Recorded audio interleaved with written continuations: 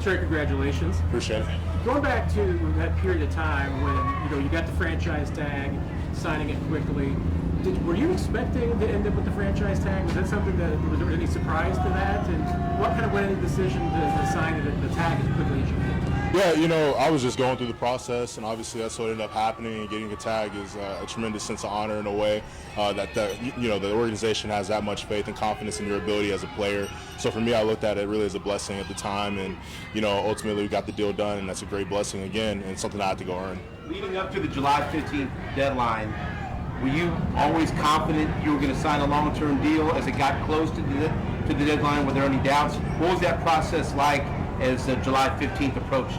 Yeah, man, I got a veteran offensive lineman that trained me when I was a young kid named Artis Hicks, and I have a lot of long conversations and talks with him, and he just told me, man, at the end of the day, you can control the controllables. I can control my effort, my hard work, and that's all I can control at the end of the day.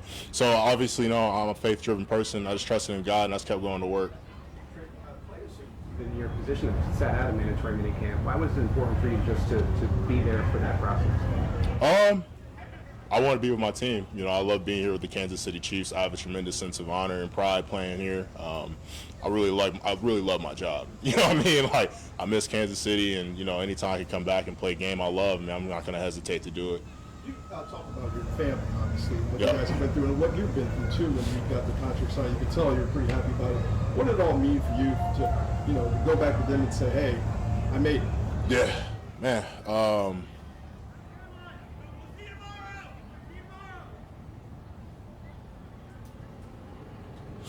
My bad. I lost my mom when I was 15.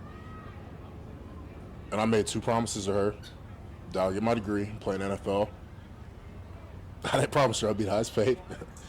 But, I made a promise, man. And my parents sacrificed so much for me to be here. So much. And to have that moment with them, it's special, bro. It's special. And it's something I won't take for granted, man. My bad. You're good. Trey, how's your conversation with your sister? Yeah, it was awesome, man.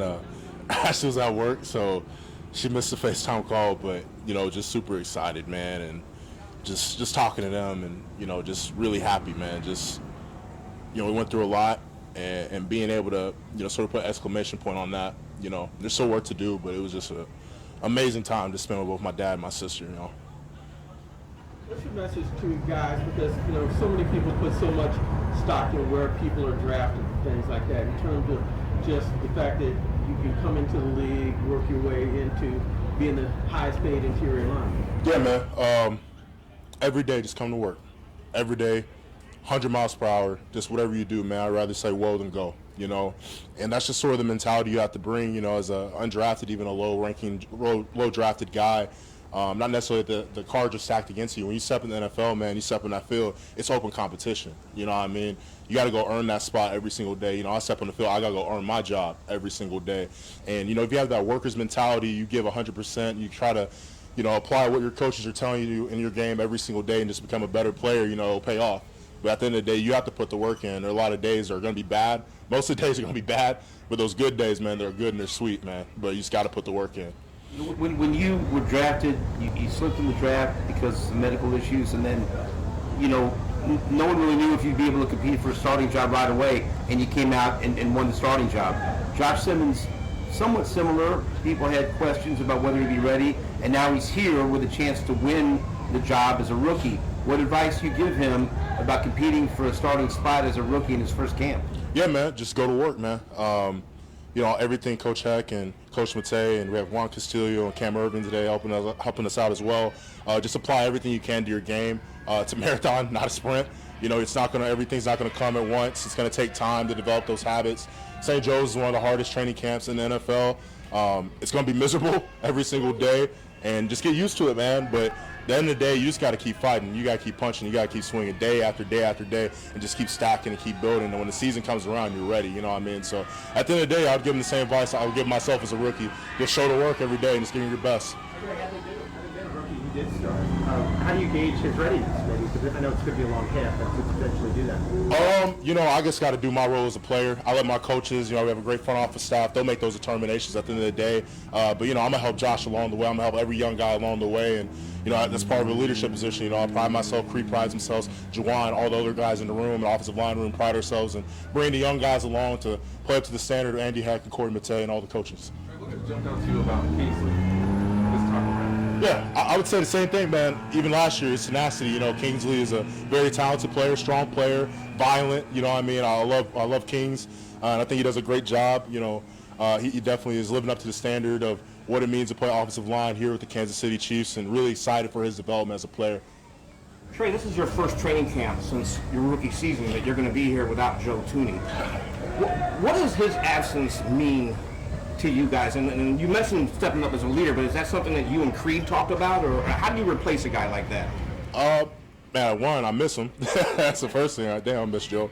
But second part is, obviously it's the presence that's missed. Not just the leadership on the field, but the things you guys don't see. The times in the locker room, keeping morale high.